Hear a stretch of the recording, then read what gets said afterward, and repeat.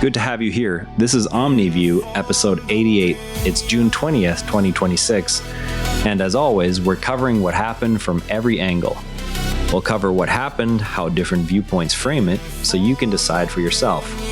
Bolivia's president has declared a state of emergency to clear road blockages that have cut off food, fuel, and medicine supplies for weeks.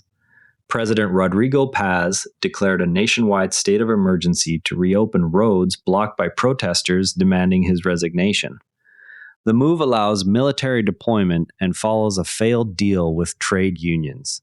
Shortages of food, medicine, and fuel have already hit the capital. Government officials framed the declaration as a necessary step to restore order and protect essential supply lines after prolonged disruption. Opposition groups and protest organizers view the emergency powers as an escalation that could suppress legitimate grievances over economic conditions.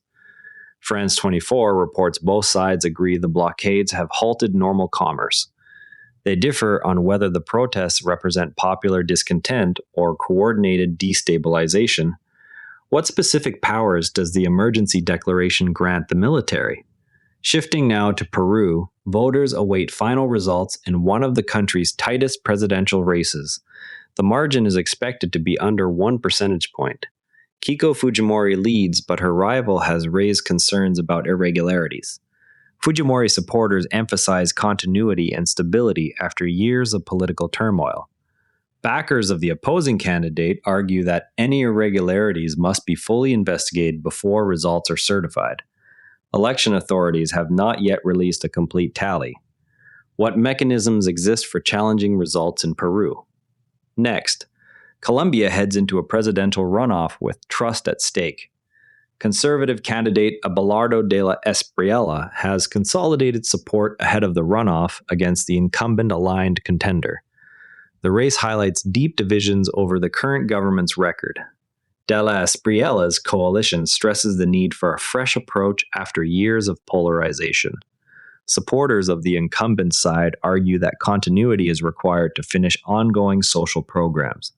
Both camps agree public confidence in institutions is low. They differ on which candidate is better positioned to rebuild it. What role do second-round alliances play in Colombian elections? Meanwhile, the Israeli military conducted strikes on Hezbollah positions in Lebanon. This followed reports of more than 50 projectiles fired toward its forces in southern Lebanon. Several deaths have been reported in the strikes. Israeli officials describe the action as a limited response to immediate threats along the border. Lebanese authorities and Hezbollah representatives condemn the strikes as violations of the ceasefire and call for international monitoring. Both sides reference the prior ceasefire agreement. They disagree on which party bears responsibility for the latest escalation. What verification processes exist for ceasefire violations? In northwestern Pakistan, 2 separate roadside bomb attacks left at least 7 people dead. No group has claimed responsibility. Security officials are treating the incidents as targeted attacks on local movement and are increasing patrols. Community leaders in the affected districts are calling for faster investigations and better protection for travelers. Authorities have not released details on possible perpetrators or motives. What patterns have been observed in similar attacks in the region? A dozen miles from the World Cup Stadium in New York/New Jersey, Palestinian American youth programs are using soccer to provide structure and distraction amid ongoing conflict in the region. Program organizers highlight the mental health benefits of regular physical activity and team belonging for children. Families involved describe the sessions as rare moments of normalcy. Local coaches note steady participation despite external tensions. How are youth sports programs funded in similar diaspora communities? What research exists on sports as coping mechanisms during conflict? NPR profiles participants and coaches in the coverage. Health workers in Ituri province report increasing strain while responding to a deadly Ebola outbreak that has affected the region more severely than previous incidents. Medical staff emphasize the need for better protective equipment and support systems. Health authorities stress that containment measures are underway but require sustained resources.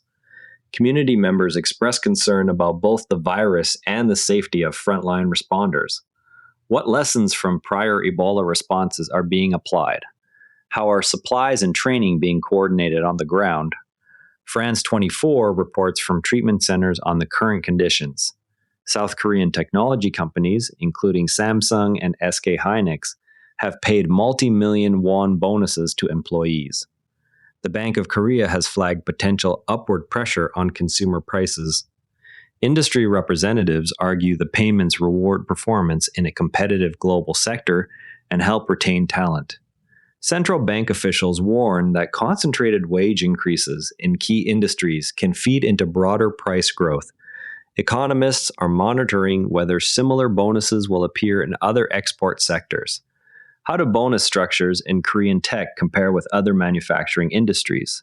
Lanchester Wines in northeast England draws geothermal heat from a disused coal mine to maintain stable storage temperatures for its inventory, reducing conventional heating needs.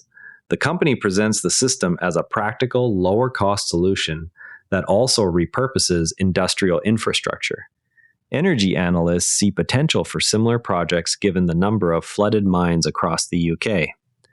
Local planning officials note interest from other businesses exploring comparable adaptations. What temperature stability does the mine system achieve compared with traditional methods? Are there regulatory hurdles for other firms seeking to adopt the approach? The Guardian provides technical explanation and notes expansion potential.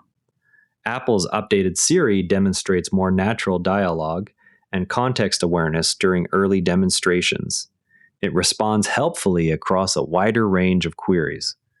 Developers involved in the project describe the changes as incremental improvements in language processing. Users testing the system note fewer misunderstandings in routine tasks.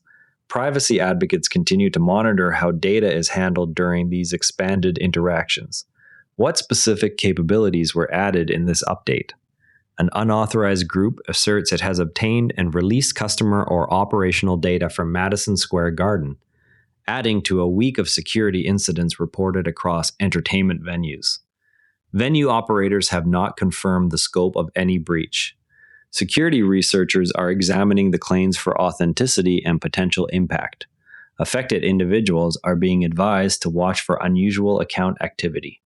What types of data are typically held by large entertainment venues? What steps can ticket holders take if their information was exposed? Wired summarizes the claim and related incidents. An altercation involving customers, security, and police broke out at the Middle Ale in Dundonald when patrons were asked to leave after last orders. Local police described the incident as a standard closing time disturbance. Witnesses reported a brief clash that was quickly contained. The supermarket chain has not issued a public statement on the event. How common are similar incidents at new licensed premises? What security measures were in place on opening night? The Daily Mail includes eyewitness accounts and a timeline of events. Now, to really understand the Bolivia story, most coverage of emergency declarations assumes they are short-term, narrowly tailored responses to immediate threats. In practice, the legal framework in many countries allows leaders to bypass normal legislative checks, redirect budgets, and limit public assembly with limited immediate oversight. Historical examples from Latin America show that once invoked, these powers can remain in place for months while courts review challenges slowly. Knowing this, when you hear officials describe an emergency as temporary and proportionate, you can check whether prior declarations in the same country were later extended or broadened. Next time you see a headline about a state of emergency, ask what exact statutes are being used, how long they can last without renewal, and what accountability mechanisms remain active during the period. Tomorrow, watch for final certification steps in the Peruvian presidential race. That wraps up today's Omni View. Remember, the best informed people read more than one perspective. If this show helps you do that, share it with someone who values fair coverage. See you tomorrow. And before you go, this show is part of the Nura Network, a family of daily podcasts covering tech, science, markets, and more. If you enjoyed today's episode, give Modern Investing Techniques a listen. Modern strategies for Canadian and US investors. You can explore the whole lineup at neuranetwork.com. This episode used AI voice synthesis of my voice. Editorial selection and analysis are my own.